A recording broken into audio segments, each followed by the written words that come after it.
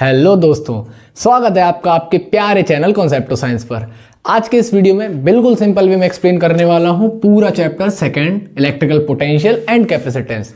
ठीक है, तो वीडियो को बिना स्किप करे पूरा एंड तक देखें। एट द एंड आपके सारे कॉन्सेप्ट बहुत ही अच्छे से क्लियर होने वाले हैं। ठीक है, ये हमारी रिवीजन सीरीज का सेकंड चैप्टर है क्लास 12th के लिए।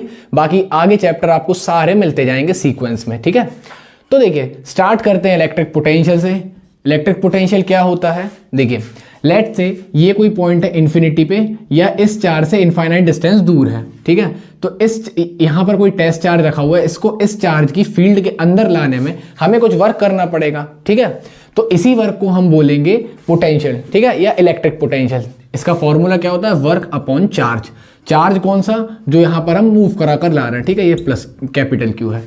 तो इस चार्ज को इस चार्ज के पास में लेकर आने में जितना ज़्यादा वर्क हमें करना पड़ेगा उतना ही ज़्यादा पोटेंशियल कहलाएगा। लेट से अगर हम इस पॉइंट पर लेकर आएंगे तो हमें 10 वोल्ट का वर्क करना पड़ रहा है, तो यहाँ पर पोटेंशियल 10 वोल्ट हो जाएगा।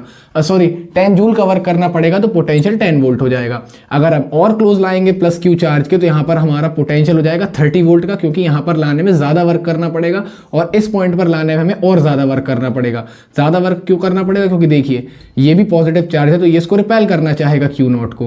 तो अब हम जबरदस्ती उसको पास में लाएंगे तो यहां पर हमें ज्यादा फोर्स लगाना पड़ेगा। ज्यादा फोर्स लगाना पड़ेगा मतलब ज्यादा वर्क करना पड़ेगा, और जितना ज्यादा वर्क होगा उतना ही ज्यादा होगा उस पॉइंट पर इलेक्ट्रिक पोटेंशियल। आई होप आपको इलेक्ट्रिक पोटेंशियल क्लियर हो गया होगा। इसकी डेफिनेशन क्या होती है, amount of work done in bringing unit positive charge from infinity two point of observation. जैसे इस पॉइंट पर ला रहे हैं तो यहां तक लाने में किया गया वर्क डन कहलाएगा इलेक्ट्रिक पोटेंशियल।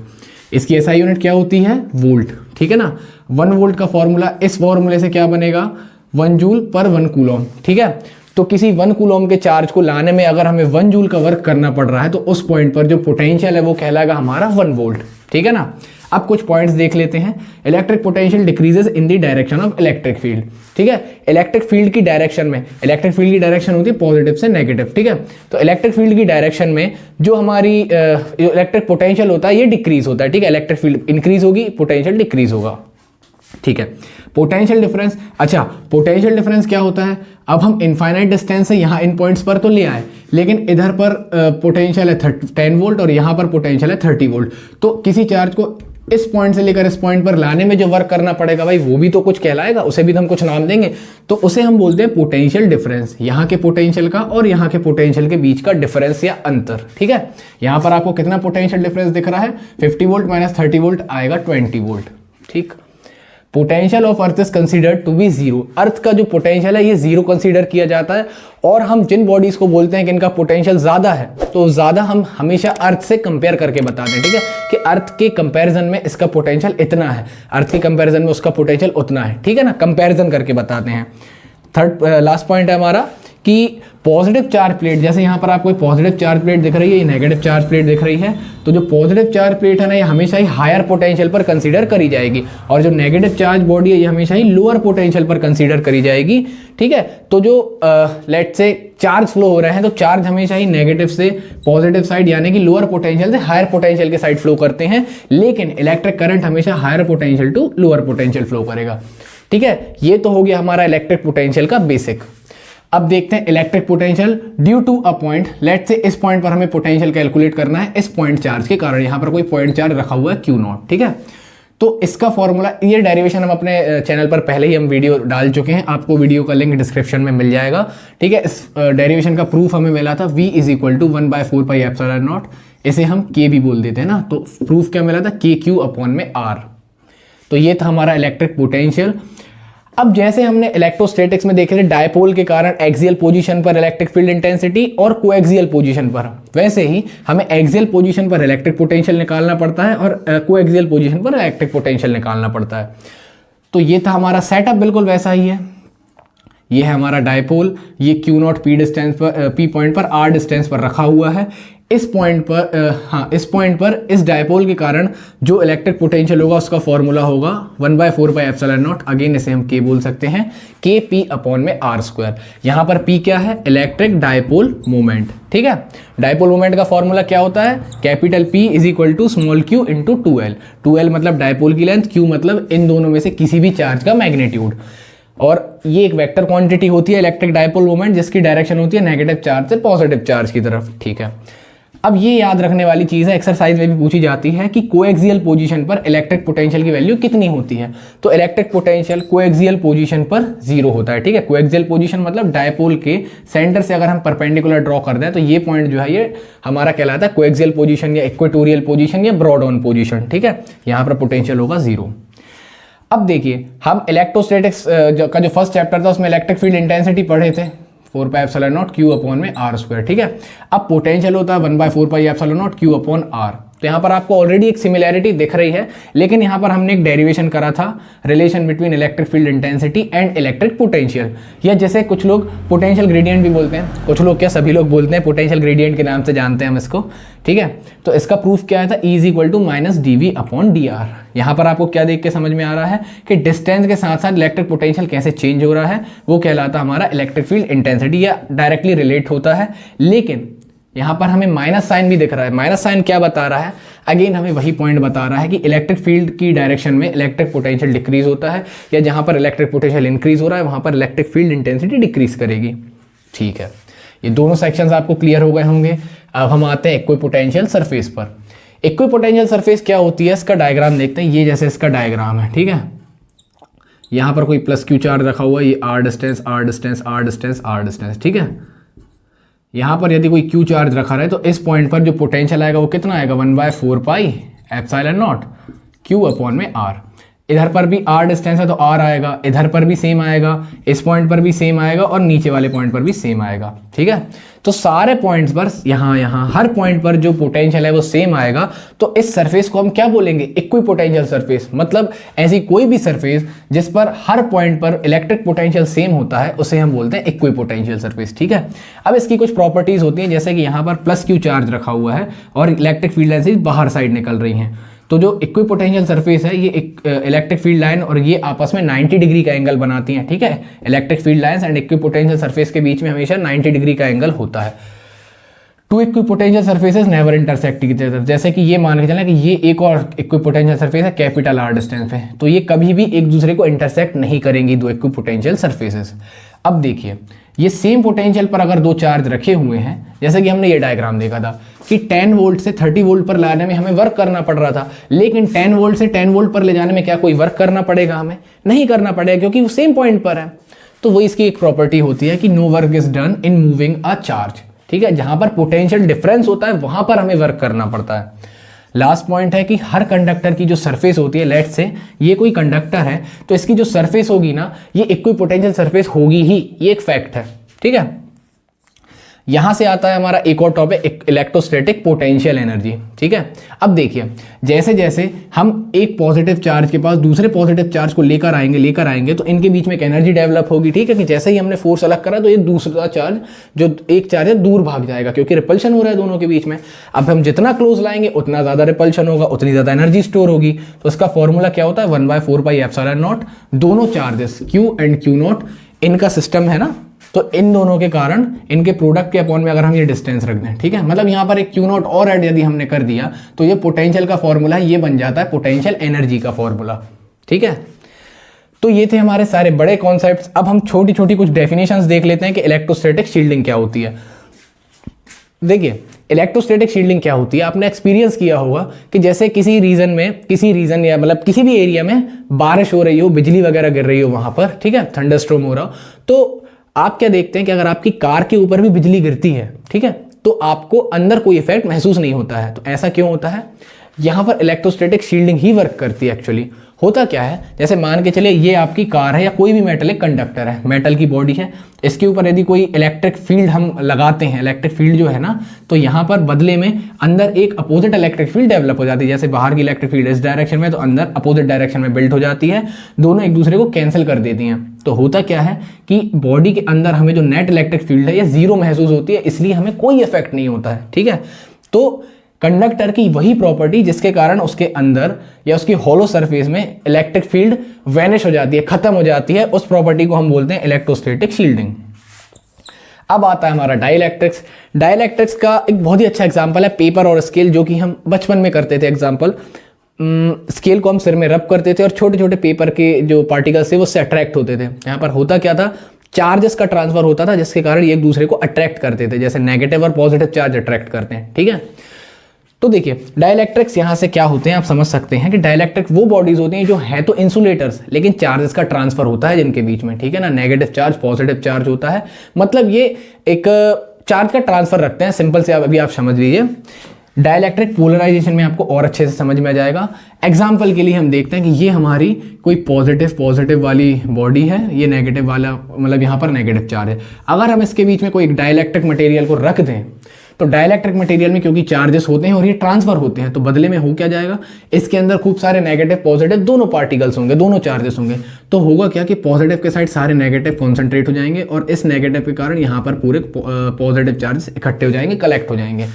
तो यही कहलाता है पोलराइजेशन। क्योंकि देखिए अपोजिट पोल के पास मतलब पॉजिटिव पोल के पास नेगेटिव चार्ज पहुंच गया, नेगेटिव पोल के पास पॉजिटिव चार्ज पहुंच गया। ठीक है, तो मतलब ये बॉडी जो है पोलराइज हो गई है। ये बॉडी थी क्या, डाइलेक्ट्रिक थी और हो क्या गई, पोलराइज। तो इसलिए हम इस प्रोसेस को बोलेंगे डाइलेक्ट्रिक पोलराइजेशन। ठीक है, तो ये सारी चीजें थी हमें इलेक्ट्रिकल पोटेंशियल में देखने के लिए, जो कि इस चैप्टर का फर्स्ट पार्ट था। आई होप आपको सब कुछ बहुत अच्छे से क्लियर हो गया होगा। अगर अभी भी आपको कोई डाउट हो तो आप कमेंट सेक्शन में जरूर बता सकते हैं, आपका कमेंट में या नेक्स्ट वीडियो में डाउट क्लियर कर दिया जाएगा। ठीक है, अब हम देखते हैं इलेक्ट्रिकल कैपेसिटेंस के बारे में। तो देखिए कैपेसिटर एक ऐसा डिवाइस होता है, जैसे आपने देखा होगा वो छोटी वाली बैटरी आती थी, उसी शेप में कैपेसिटर होता है, या फिर आपने इलेक्ट्रिक फैंस में लगा हुआ देखा होगा, व्हाइट कलर का सिलिंड्रिकल शेप का रहता है। ठीक है, तो ये क्या काम रहता है इसका कि ये store large amount of energy without increasing in size, मतलब साइज को बड़ा ना करके हम इसमें एक ऐसा डिवाइस रहता है, मतलब एक इस टाइप का अरेंजमेंट रहता है जिसमें कि साइज को बिना बढ़ाए हम उसकी कैपेसिटी बढ़ा देते हैं एनर्जी स्टोर करने की। ठीक है, इसका वर्किंग प्रिंसिपल देखेंगे जब आपको समझ में आएगा कि ऐसा कैसे पॉसिबल है। फिलहाल आप ये समझ सकते हैं कि as just like a battery ये भी एक एनर्जी स्टोरिंग डिवाइस है, बट ये इस इलेक्ट्रिकल एनर्जी को स्टोर करता है इलेक्ट्रिक फील्ड के फॉर्म में। ठीक है ना, करता एनर्जी इलेक्ट्रिक एनर्जी को ही स्टोर है, लेकिन इसके अंदर जो एक इलेक्ट्रिक फील्ड बनती हुई दिख रही है ना, इसका डायग्राम है, सर्किट डायग्राम। तो इसके अंदर ये जो इलेक्ट्रिक फील्ड बनी दिख रही है ना, इसी के फॉर्म में ये इलेक्ट्रिकल एनर्जी को स्टोर करता है। ठीक है, तो ये तो हो गया डिवाइस के बारे में। कैपेसिटेंस क्या होता है, कैपेसिटेंस एक ऐसी प्रॉपर्टी होती है किसी भी कंडक्टर की, मतलब एक अरेंजमेंट की, या सॉरी यहां पर मैंने शायद कंडक्टर नहीं, यहां पर हमें कैपेसिटर समझना चाहिए। कंडक्टर तो जनरलाइज है, कोई भी मेटल को हम कंडक्टर बोल सकते हैं। कैपेसिटेंस किसी भी कैपेसिटर की वो प्रॉपर्टी होती है जिसके कारण वह एनर्जी को स्टोर कर पाता है। ठीक है ना, तो कैपेसिटेंस को हम रिप्रेजेंट करते हैं क्यू सी से, क्योंकि हम जानते हैं कि जितना ज्यादा हम इस फॉर्मूले में जितना ज्यादा हम चार्ज बढ़ाएंगे उतना ही ज्यादा पोटेंशियल बढ़ता जाएगा। तो चार्ज जो है डायरेक्टली प्रोपोर्शनल होता है इलेक्ट्रिक पोटेंशियल के, प्रोपोर्शनैलिटी का साइन हटेगा तो एक कांस्टेंट मिलता है, जैसा कि हमें ओम्स लॉ में मिलता था, V is directly proportional to I, V is equal to IR। ठीक है, तो मेन क्वांटिटीज तो ये है, R रेजिस्टेंस होता है जो कि कांस्टेंट था। ऐसा यहाँ पर Q और वोल्टेज तो हमारी इलेक्ट्रिकल फिजिकल क्वांटिटीज हैं, लेकिन ये जो C है ये कांस्टेंट है जिसे हम बोलते हैं कैपेसिटेंस। ठीक है, इसका फॉर्मूला क्या है, C is equal to Q upon V। इसकी SI यूनिट क्या होती है, फेरड, और इसकी सीरीएस यूनिट होती है स्टेट फेरड। ठीक है, एक फेरड में 9 × 10⁻11 स्टेट फेरड होते हैं। अब देखिए आपको अगर 1 फेरड को डिफाइन करना हो तो 1 फेरड को डिफाइन करने के लिए हम बोलेंगे कि अगर 1 कूलम चार्ज से किसी भी कैपेसिटर का पोटेंशियल 1 वोल्ट राइज कर जाता है तो वहां पर जो कैपेसिटेंस होगा वो होगा 1 फेरड का। साथ ही में एक और पॉइंट हम देखेंगे कि कैपेसिटी ऑफ अर्थ। देखिए हम लोग अक्सर आपने देखा होगा जब भी इलेक्ट्रिकल फिटिंग होती है घरों में तो एक अर्थिंग करी जाती है। अर्थिंग क्यों करी जाती है, ताकि जो एक्स्ट्रा चार्ज है वो अर्थ में चला जाए। ठीक है, क्योंकि अर्थ की कैपेसिटी होती है इनफाइनाइट। ठीक है, और पोटेंशियल होता है 0, मतलब लोअर पोटेंशियल पे। तो क्या होता है कि जो करंट रहता है ये लोअर हायर से लोअर की तरफ जाता है तो लोअर पे अर्थ में चला जाता है। जो एक्स्ट्रा करंट रहता है ना कहीं और जाने की बजाय वो अर्थ में चला जाता है, तो हमें करंट का शॉक लगने से बच जाता है। ठीक है ना, तो अर्थ की कैपेसिटी क्या होती है, इनफाइनाइट। आप इसको कितना ही अमाउंट ऑफ चार्ज दे दो ये कभी फुल नहीं होगी। ठीक है ना, तो ये आपको याद रखना है 2 पॉइंट जो मैंने बताया कि अर्थ की कैपेसिटी होती है इनफाइनाइट और अर्थ का पोटेंशियल होता है 0। ठीक है, अब देखिए हमें यहां पर 2-3 कैपेसिटेंस याद रखने हैं स्फेरिकल कंडक्टर का। ठीक है, किसी भी स्फेरिकल शेप के कंडक्टर का, मतलब किसी भी कोई भी कंडक्टिंग बॉडी होगी स्फेरिकल शेप में होगी तो उसका हमेशा फॉर्मूला होगा 4πε0 r। r क्या होगी, उस स्फेयर की रेडियस होगी। ठीक है। तो यहां पर आपको एक बात गौर करने वाली है कि जो स्फेरिकल कंडक्टर का कैपेसिटेंस होता है ये उसके अमाउंट ऑफ चार्ज पर डिपेंड नहीं करता है, ये सिर्फ उसके शेप पर डिपेंड करता है। शेप मतलब जितनी ज्यादा रेडियस होगी उतना ही बड़ा शेप होगा, तो जितनी ज्यादा रेडियस उतना बड़ा शेप, जितना बड़ा शेप उतना ही ज्यादा उस बॉडी का या उस कंडक्टर का कैपेसिटेंस। ठीक है। हाँ, यहां पर और एक चीज कि जो हमारा कैपेसिटर होता है इसकी कैपेसिटी ना बहुत कम होती है, तो हम इसे नॉर्मली फेरेड में नहीं बोलते हैं, हम बोलते हैं इसे माइक्रो फेरेड में मेजर करते हैं। आप जो भी हमारे फैन वगैरह रहते हैं इनमें हमेशा जो कैपेसिटर्स यूज होते हैं वो माइक्रो फेरेड की रीडिंग के ही होते हैं। 1 micro farad is equal to 10 to the power -6 farad and 1 pico farad is equal to 10 to the power -12 farad. ठीक है। अब देखिए कैपेसिटर का वर्किंग प्रिंसिपल क्या होता है कि यहां पर हमने एक लिया पॉजिटिवली चार्ज कंडक्टर जिसमें हमने +Q चार्ज दे दिया है, और इसके पास एक अनचार्ज कंडक्टर को हमने लाके रख दिया है। अनचार्ज बोले तो इसमें जितना पॉजिटिव चार्ज उतना ही नेगेटिव चार्ज है। अब यहां पर क्या होता है कि जो नेगेटिव चार्ज है इस पॉजिटिव के साइड अट्रैक्ट होगा, पॉजिटिव चार्ज रिपेल होगा, और जब हम इस वाले कंडक्टर को अर्थ कर देंगे, ठीक है, यह है डायग्राम ए, यह है डायग्राम बी। अब जब हमने इसको अर्थ कर दिया तो पॉजिटिव चार्ज तो अर्थ में चले गए, नेगेटिव बस बचे यहां पर। अब इन नेगेटिव चार्जेस के कारण यहां पर एक पोटेंशियल में ड्रॉप देखने को मिलता है। पोटेंशियल ड्रॉप होगा तो कैपेसिटी बढ़ेगी। देखिए कैपेसिटी जो होती है ये इनवर्सली प्रोपोर्शनल होती है पोटेंशियल के, तो इस प्लेट पर जितना ही कम पोटेंशियल होगा उतनी ही ज्यादा यहां पर कैपेसिटी हो जाएगी, उतना ही ज्यादा अमाउंट ऑफ चार्ज ये स्टोर कर पाएगा। ठीक है। तो आई होप आपको ये अरेंजमेंट समझ में आ गया होगा कि ये मटेरियल पास में क्यों लाया जाता है, ताकि इसकी कैपेसिटी बढ़ाई जा सके। ठीक है। हमने शेप में कोई चेंज नहीं किया है, सिर्फ हमने एक अनचार्ज कंडक्टर को पास में लाकर रख दिया है, जिसके कारण इसकी कैपेसिटी राइज कर गई है, ज्यादा अमाउंट ऑफ चार्ज अब ये स्टोर कर पाएगा। ठीक है। तो ये होता है इसका वर्किंग प्रिंसिपल, 2 स्टेप्स में आपको लिखना रहेगा। अब देखिए, अब ये एक बहुत ही इंपॉर्टेंट डेरिवेशन है वैसे तो, बट हम इसका केवल प्रूफ देखने वाले और थोड़ा सा इसकी वर्किंग समझेंगे। क्या होता है कि ये हमने एक प्लेट ली जिसमें हमने +Q अमाउंट ऑफ चार्ज दिया, साथ ही में एक सामने अनचार्ज प्लेट रख दी, तो यहां पर माइनस चार्ज आ गया है इसके पोलराइजेशन के कारण। यहां पर माइनस चार्ज जो है इसके टुवर्ड्स आ रहा है, पॉजिटिव चार्ज दूर जाने की कोशिश कर रहा है, यहाँ वायर है उससे वो चला गया है, अर्थ कर दिया समझ लीजिए हमने इसको। ठीक है ना, ये अर्थ हो गया। इसके अंदर एक इलेक्ट्रिक फील्ड बनती दिख रही है। इलेक्ट्रिक फील्ड के कारण क्या आएगा यहाँ पर, पोटेंशियल डिफरेंस। इलेक्ट्रिक फील्ड का फॉर्मूला क्या होता है, potential difference into R, sorry potential का फॉर्मूला क्या होता है, इलेक्ट्रिक फील्ड इंटू आर, या डिस्टेंस बिटवीन दी प्लेट्स, ये है आर। ठीक है। सॉरी यहां पर हमने डी लिया है तो यहां पर हम इसे डी से लिखेंगे, ये हो गया डी। ठीक है। तो हमने निकाला सबसे पहले इनके बीच के इलेक्ट्रिक फील्ड के कारण पोटेंशियल की हेल्प से हम निकाल सकते हैं कैपेसिटेंस। क्यू से डिवाइड कर देंगे पोटेंशियल को तो कैपेसिटेंस मिल जाएगा। तो पैरेलल प्लेट कैपेसिटर का कैपेसिटेंस आता है ε0A/d। ε0 क्या है, यहां पर इस मीडियम की परमिटिविटी। अगर यहां पर एयर है तो हम ε0 लेंगे, लेकिन अब यदि हम इसके अंदर एक डाइलेक्ट्रिक मीडियम को फिल कर दें, डाइलेक्ट्रिक बोले तो ऐसा मीडियम, अभी मैं आपको डाइलेक्ट्रिक समझा चुका हूं इसलिए और टाइम वेस्ट नहीं करूंगा, कि जिसमें सारे अपोजिट चार्जेस पोलराइज हो जाए। जैसे ये पॉजिटिव चार्ज है ना, तो इस डाइलेक्ट्रिक में पूरे नेगेटिव इसके पास आ जाएंगे और पूरे पॉजिटिव इन नेगेटिव साइड के पास चले जाएंगे। ठीक है।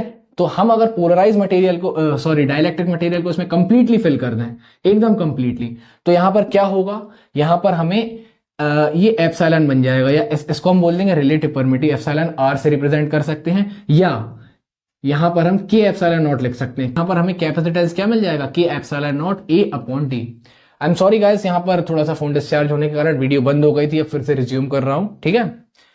अब देखिए ये केस तो हम देख चुके थे। सेकंड केस हमें क्या देखना है कि जब हमारा dielectric constant completely partially field हो। ठीक है। ये जो डायग्राम था ये था फुली फिल्ड के लिए। ठीक है। पूरा तरीके से फिल्ड है हमारा, मतलब प्लेट से एकदम चिपका हुआ रखा, बीच में एयर या कोई अदर मीडियम नहीं है। लेकिन जब हम पार्शियली फिल्ड वाला केस देखते हैं तो इसमें हम पार्शियली फिल्ड करते हैं, इस टाइप का, ये जितना दिख रहा है आपको इतना फिल्ड करेंगे, तो ये बची हुई जगह में क्या हो जाएगा, एयर रहेगी यहां पर। तो यहां पर एयर के लिए डाइलेक्ट्रिक कांस्टेंट क्या होगा, 1 होगा। ऐसे हम एब्सोल्यूट परमिटिविटी लिख देंगे, और इसके अंदर की परमिटिविटी क्या होगी, या डाइलेक्ट्रिक कांस्टेंट हो जाएगा k। ठीक है। तो ये ε0 और k के फॉर्म में ही हमारा फॉर्मूला मिलेगा हमको। C = Q/V होता है, वैल्यूज पुट करेंगे ε0A, क्योंकि पैरेलल प्लेट्स है तो ऊपर ε0A तो आएगा ही। ये भी हमारा स्पेशल केस है जब डाइलेक्ट्रिक मीडियम फुली फिल्ड हो। बाकी नॉर्मल फॉर्मूला क्या है पैरेलल प्लेट कैपेसिटर का, ε0A/d। तो ऊपर ε0 और a आना तो कंफर्म है, चाहे पार्शियली फिल्ड हो, चाहे फुली फिल्ड हो, चाहे नॉर्मल फिल ही ना हो, एयर अकेली हो। ठीक है। तो यहां पर नीचे क्या आ जाएगा, d - t + t/k। तो तो यहाँ पर ये जो हमने ये लिया है ना डाइलेक्ट्रिक स्लैब, इसकी विड्थ है स्मॉल टी, और ये जो टोटल विड्थ है बिटवीन दी प्लेट्स ये है डी। तो बची हुई जगह क्या कहलाएगी, डी माइनस टी। डी, ये पूरे डी में से इस टी को माइनस करेंगे तो डी माइनस टी कहलाएगा ना। तो ये डी माइनस टी यही वाली एयर वाली जगह है, और के क्या है, डाइलेक्ट्रिक मीडियम है, डाइलेक्ट्रिक मीडियम है, डाइलेक्ट्रिक मीडियम का dielectric constant, I am sorry, ठीक है। तो ये हमने डाइलेक्ट्रिक कांस्टेंट वगैरह सारे कैलकुलेट कर लिए, कैपेसिटेंस कैलकुलेट कर लिए सारे पैरेलल प्लेट वगैरह कॉम्बिनेशंस के। अब हम देखेंगे कैपेसिटेंस ऑफ स्फेरिकल कैपेसिटर। ये भी एक इंपॉर्टेंट डेरिवेशन है हमारा, जिसका प्रूफ हम देखते हैं। C is equal to 4πε0 AB upon B minus A. AB क्या है हमारे, A है स्मॉल वाले स्फीयर की रेडियस, और B क्या है, लार्ज स्फीयर की रेडियस। यहां पर देखिए सेम टू सेम अरेंजमेंट है। एक प्लेट ये है जो कि हमने जैसे चार्ज दिया है वो है अंदर वाला स्फीयर, ठीक है, और ये जो अर्थ वाली जो सेकंड वाली प्लेट जो दिख रही है ना, उसका काम कर रहा है ये बाहर वाला बड़ा स्फीयर, जिसे हमने ग्राउंड कर दिया है, ठीक है। इसे ग्राउंड करने के कारण अंदर वाले स्फीयर की कैपेसिटी बढ़ जाएगी, ठीक है। अब हम आ जाते हैं कॉम्बिनेशन ऑफ कैपेसिटर्स पर, ठीक है। देखिए सीरीज कॉम्बिनेशन है, पैरेलल कॉम्बिनेशन है। सीरीज कॉम्बिनेशन में एक चीज आपको हमेशा ही याद रखनी है कि आपको सीरीज कॉम्बिनेशन में हमेशा ही डिस्ट्रीब्यूट वोल्टेज होता है या पोटेंशियल होता है, और पैरेलल कॉम्बिनेशन में या तो इलेक्ट्रिक करंट डिस्ट्रीब्यूट होगा। लेकिन यहां पर हम करंट की बात तो कर नहीं रहे हैं, इसलिए यहां पर हम चार्ज को डिस्ट्रीब्यूट करेंगे, क्योंकि कैपेसिटेंस के फॉर्मूले में चार्ज आता है, ठीक है ना। तो हमें प्रूफ क्या देखने को मिलता है, पैरेलल सीरीज कॉम्बिनेशन के केस में 1/c is equal to 1/c1 plus 1/c2 plus 1/c3, और पैरेलल कॉम्बिनेशन के केस में यहां पर मिलेगा c1 plus c2 plus c3, ठीक है। मतलब हमें एक्चुअल जो सीरीज मिल रही है ना, ये पैरेलल के कॉम्बिनेशन के फॉर्मूले में मिल रही है। ये आपको एज अ ट्रिक भी आप याद रख सकते हैं कि ये जो सीरीज टाइप का दिख रहा है, एक लाइन में दिख रहा है आपको, कुछ भी अपॉन वपॉन वाला काम नहीं है यहाँ पर। तो ये जो सीरीज मिल रही है ना, ये पैरेलल कॉम्बिनेशन के केस में मिलती है। लेकिन कंफ्यूजन कब होता है, आप अभी तो इसे याद रख लेंगे, लेकिन जब आप रेजिस्टेंस पढ़ लेंगे या कॉइल्स के बारे में पढ़ेंगे ना, तब आप कंफ्यूज हो जाएंगे, क्या रेजिस्टेंस में पैरेलल कैसा होता था, कैपेसिटर में पैरेलल कैसा होता था, ठीक है। तो पैरेलल में आप कैपेसिटर्स के लिए याद रख सकते हैं कि कैपेसिटर्स के केस में जो पैरेलल कॉम्बिनेशन होता है ना, उसमें सीरीज मिलती है, ठीक है। आई होप ये ट्रिक आपको समझ में आई हो तो ठीक है, नहीं आई हो तो आप अपनी ट्रिक भी बना सकते हैं। देखिए यही पॉइंट लिखा हुआ है कि पोटेंशियल डिस्ट्रीब्यूट होगा सीरीज कॉम्बिनेशन में, और चार्ज डिस्ट्रीब्यूट होगा पैरेलल कॉम्बिनेशन में। अब हम देखने वाले हैं इस वीडियो का लास्ट टॉपिक, जो कि है relation between electric current and drift velocity, ठीक है। ड्रिफ्ट वेलोसिटी क्या होती है देख लीजिए एक बार।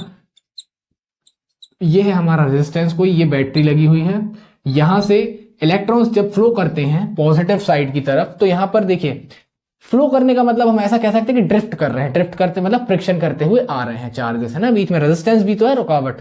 तो ये ड्रिफ्ट करते हुए आ रहे हैं, और ये जिस वेलोसिटी से आ रहे हैं उसे हम बोलेंगे ड्रिफ्ट वेलोसिटी। इसे हम रिप्रेजेंट करते हैं वीडी से।